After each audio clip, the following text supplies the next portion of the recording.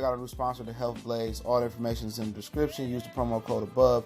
Goodfellow Unboxing at 18% off of all their natural products, from deodorant, pomade, toothpaste, and much, much more. And they have additional discounts on their website as well. That's thehealthblaze.com. Starting December 20th. That promo code is good for 18% off. We go. What's going on? You back? And it's official. I knew about this for a couple weeks. Adam Kownacki taking on Chris Arreola. Heavyweight clash. Brooklyn Barclays Center, August 3rd. It replaces Errol Spence and Shawn Porter potential fight. That was supposed to happen August 3rd. PBC finessed it and put Arreola and Adam Kownacki in his place. Don't know what's going on with Errol and Shawn Porter in particular. Bob Arum said they were in negotiations a couple weeks ago for a fight in October. I think that's more likely November, December, to be honest. Errol's walking around a little bit heavy, so I don't know what's going on with that. But I do know this is kind of a good fight card. I think it's more of a Showtime than Fox fight card. But, and I thought this would have been a great co-main event for Errol Spence and Shawn Porter. But, I'm not feeling it as a main event on Fox. I feel like Fox should be for, premier fights. Now I'm going to say premier fights because all the PBC Premier Boxing Champion fights are pay-per-view to them. As far as, I won't say Jamal Charlo, Brandon Adams, but I think a fight like Errol and Shawn Porter was definitely thrive on this platform. And I think more fights like that, should be on that type of platform in my personal experience. But hey, it's Goodfellow Sports TV. Make sure that subscribe button, bell icon button when missing the video. And I'm kind of looking forward to this one. I'm not a huge fan of it being the main event, but at the end of the day, it kind of answers some questions.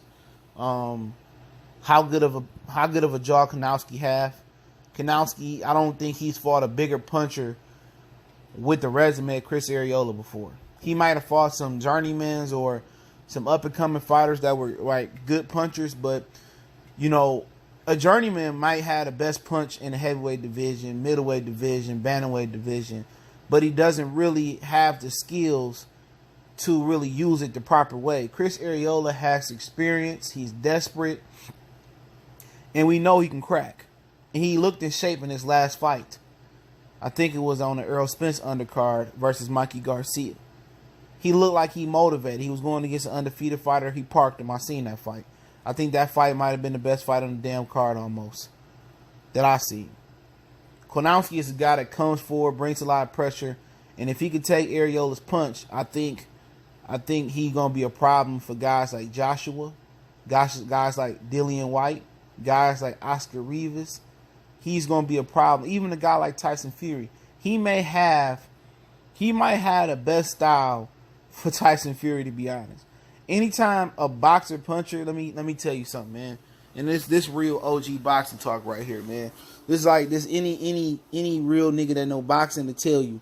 Boxers like Tyson Fury, and I think it's an understatement to call him a puncher, but boxer punchers like Tyson Fury that move and they dance around the ring. The one thing that bothers them are swarmer pressure fighters. You've seen it with Jake LaMotta and one of the Ray Robinson fights he finally got on. Carmen Basilio, Ray Robinson. You've seen it more recently to give y'all a vivid HD picture against Madonna and Floyd Mayweather. In those type of fights, you've seen it with Jared Hurd and Lara. Nothing bothers a boxer puncher. A boxer, he really don't, especially a master boxer. A guy trying to box with a really good boxer, 9 times out of 10, that boxer, he comfortable without boxing somebody for 12 rounds.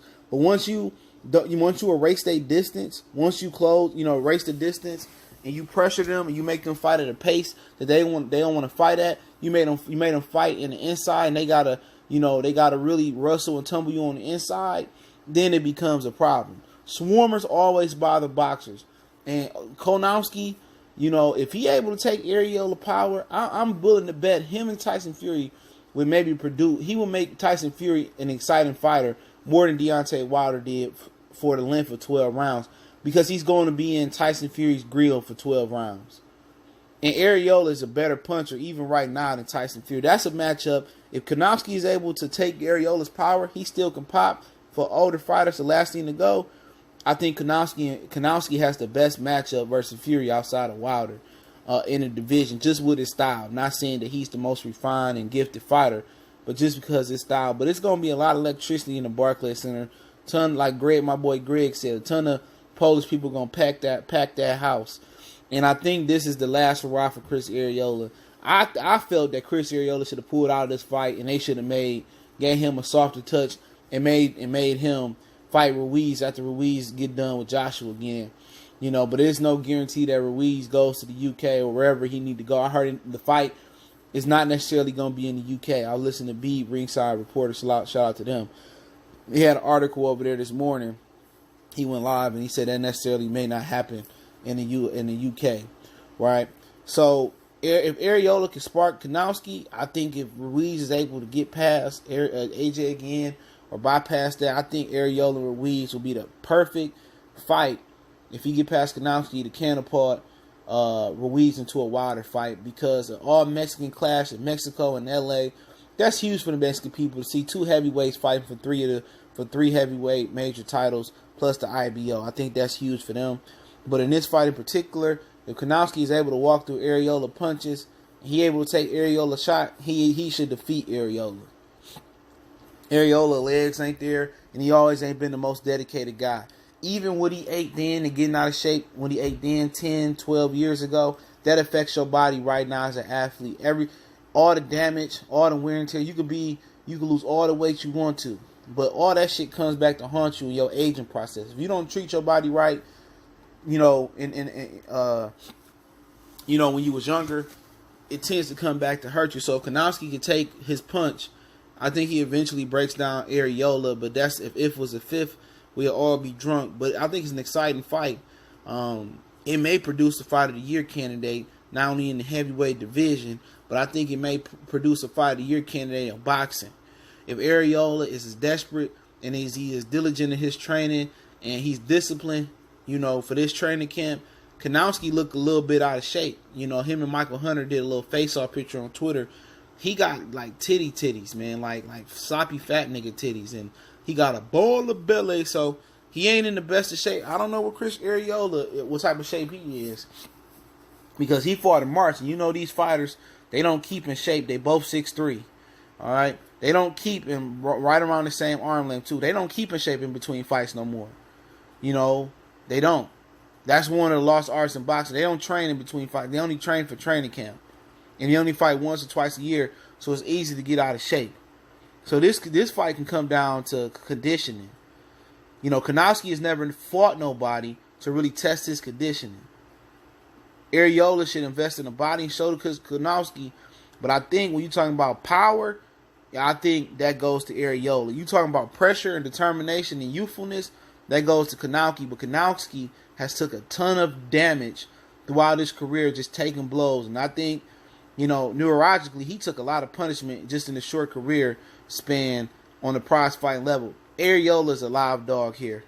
He's a live dog because I think he may have even better boxing skills than Kownacki. Kownacki is just a relentless pressure fighter. They got good power. Arreola has really good power at the division.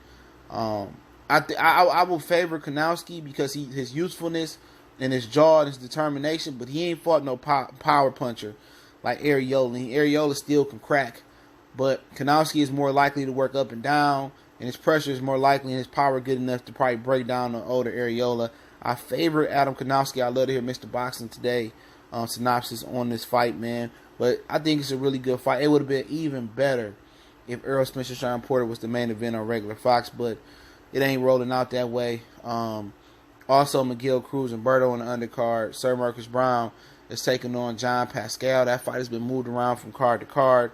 So the undercard is very you-ish. You know what I'm saying? But hey, it is what it is. Let me know what you guys think about the matchup. Goodfellas Sports TV. Appreciate everybody for checking in. Don't forget, we on Facebook, Instagram, Twitter. You can reach out to the email if you have a business question, inquiry, sponsorship, or video request. Don't forget to check out our sponsor, The Health Blaze, at thehealthblaze.com. Promo code Goodfella1Boxing. Get you 18% Often 100% all natural products, soaps, lotions, foot soaks, bath bombs, deodorant, toothpaste, hair pomade, and much, much more. Website, promo code, description. Don't forget our intro instrumental link is in the description if you want to know where those instrumentals came from. If you want to make a donation, that link's in the description again. Check out the Patreon. Blessings to everybody that do join the Patreon. Share the videos. Goodfellas Sports TV. One time for the one time. Y'all know what the business is. We gone.